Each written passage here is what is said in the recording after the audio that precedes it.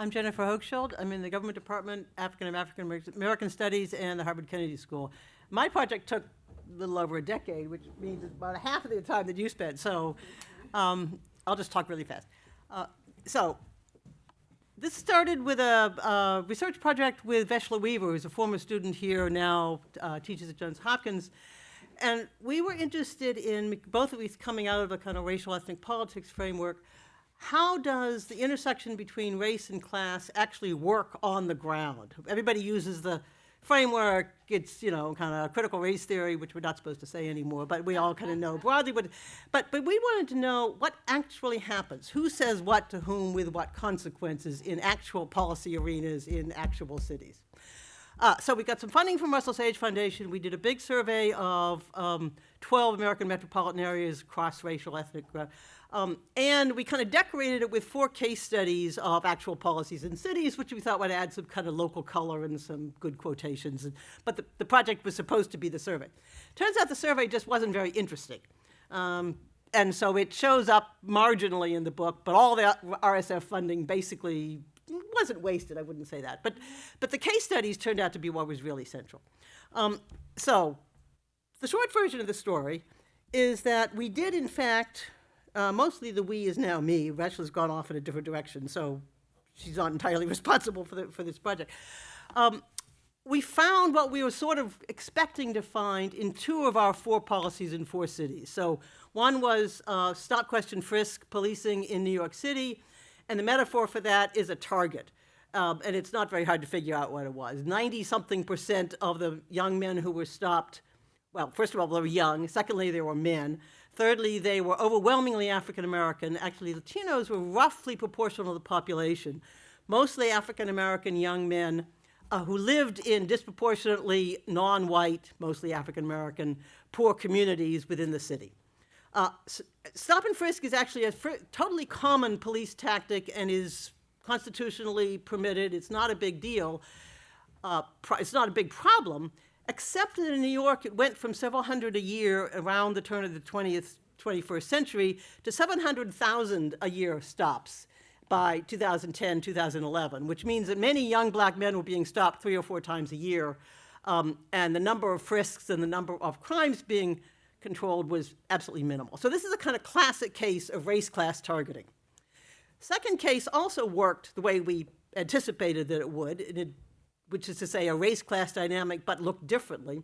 This is the Beltline and the surrounding housing and urban development in the city of Atlanta. The Beltline's a 22-mile rail-to-trail, I do this because it circles the city, a rail-to-trail project. And this is kind of a classic case of a race-class grid, so that there were well-off, politically powerful African Americans running the system, well-off, especially economically powerful whites, poor blacks, and poor roughly everybody else, some white, some Latino, some Asian. So kind of classic 2-by-2 table. And if you trace who benefited most from the Beltline itself and from development around it, both housing and sort of broader corporate or commercial establishments, it's essentially a class story somewhat decorated by race is probably the best way of describing it, which is to say the well-off whites and the well-off blacks did well.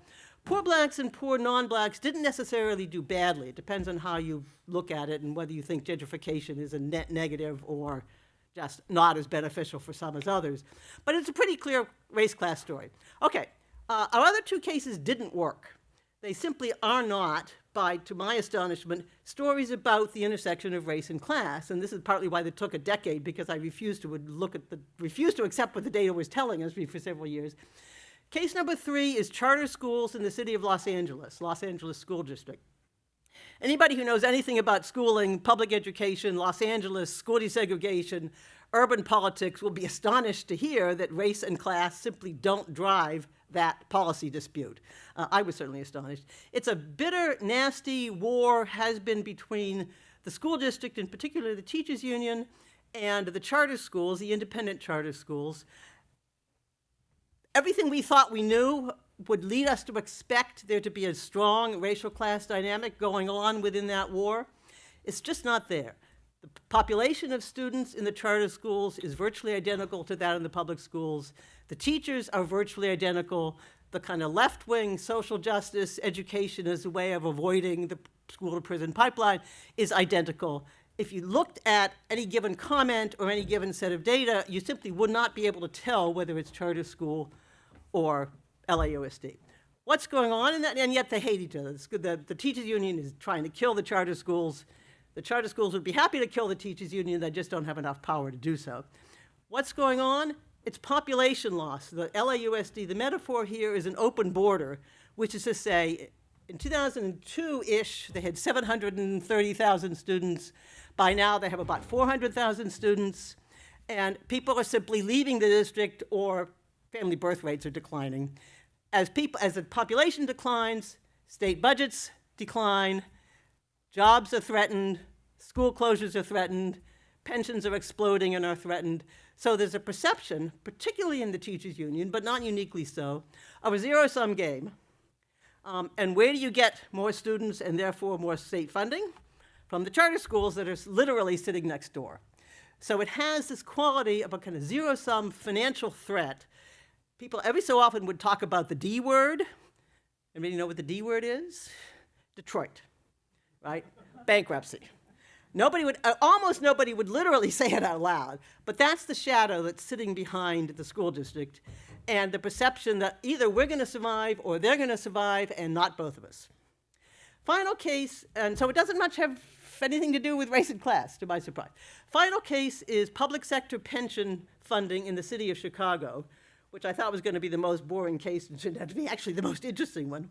Chicago owes somewhere between $30 and $60 billion, depending on how you count, to its public sector pension funds. There is no dispute, unlike in Los Angeles, where everybody would like to kill each other if they possibly could.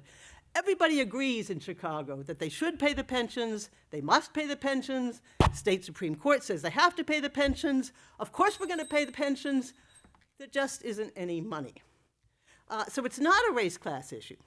It turns out that this book is actually a more methodological intervention than an empirical one, which is to say, under what conditions and for what reasons should we think that the kind of canonical class analysis or critical race theory analysis is the appropriate way to understand urban politics? Conversely, to what degree should we return to good old Robert Dahl pluralism, which turns out to have mattered more in 2 of my 4 cases?